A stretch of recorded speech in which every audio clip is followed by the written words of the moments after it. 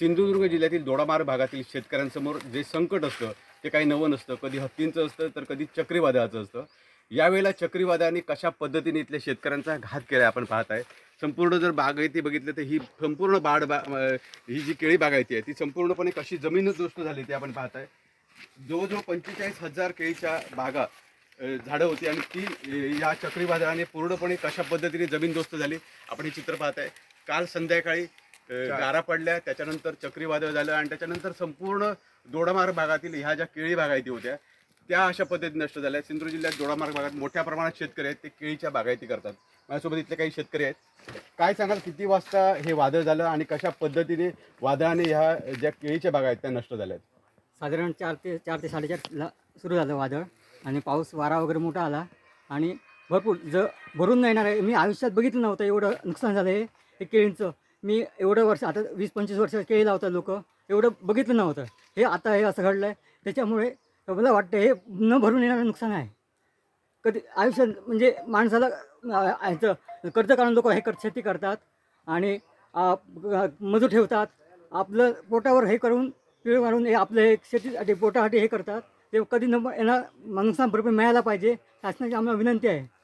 नक्कीच. तर बघताय आपण या ज्या केळी होत्या त्या आता केळीची जवळजवळ बोंडसुद्धा आलेली होती. काही दिवसांनी या केळीच्या झाडांना जी फळं लागणार होती आणि अशा परिस्थितीत त्या केळीच्या बागा नष्ट झाल्या. त्यामुळे अक्षरशः शेतकरी आहेत ते रडकुंडीला आलेले आहेत. काय सांगाल, काय तुम्हाला वाटतंय? मी 2,000 केळी लावलं होतं, बँकेचं कर्ज काढलं होतं 2 लाख.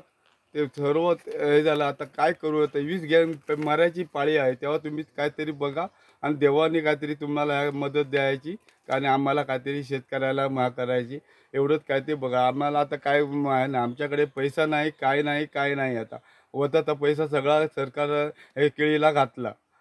नक्कीच. तुम्ही किती केळीच्या बागा लावलेल्या, केळीची झाडं लावलेली होती आणि आता धरायला जवळ आलेली होती केळी?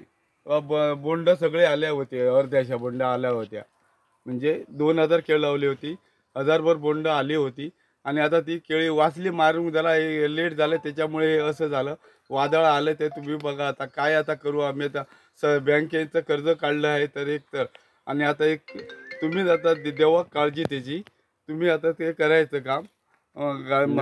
आपण बघताय किती भावने विवास झालेले आहेत शेतकरी इथे. जर बघितलं तर शेती हा इथला प्रमुख व्यवसाय असतो. तुम्ही काय सांगाल, किती जवळजवळ झाडं होती संपूर्ण दोडामार्ग तालुक्यात, किती नुकसान झालंय? फक्त एक त्या घोडगे गावामध्ये 45,000 ते 50,000च्या आतमध्ये ह्या ठिकाणी केळी झाडं पडलेली आहेत. प्रचंड नुकसान खरं तर गेल्या 25 वर्षाच्या कालावधीमध्ये एकट्या घोडगे गावामध्ये झालेलं आहे. त्याचबरोबर तिलारी पट्ट्यामध्ये सुद्धा हे वादळ घोंघावत असताना इथल्या शेतकऱ्याच्या ज्या केळी बागायती होत्या संपूर्ण हा जमीनदोस्त झालेल्या आहेत. आणि साधारणतः आकडा काढला दोडामार्ग तालुक्याचा तर 10 कोटीपर्यंत हा आकडा जाऊ शकतो निश्चितपणे.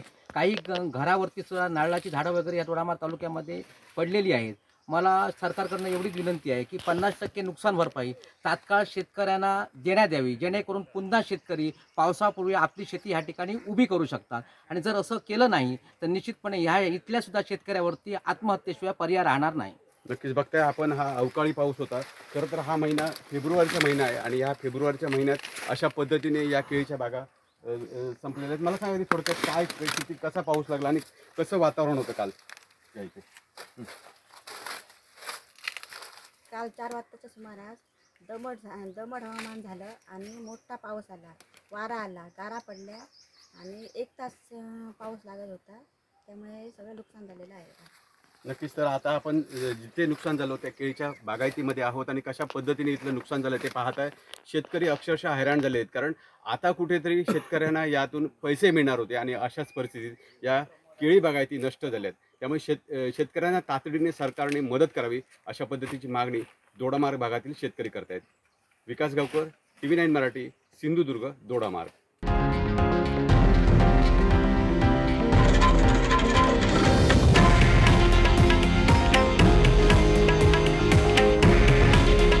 हे आहे देशातील नंबर 1 न्यूज नेटवर्क आणि आपण पाहत आहात TV9 मराठी. काळजी तुमची, हित महाराष्ट्राचं.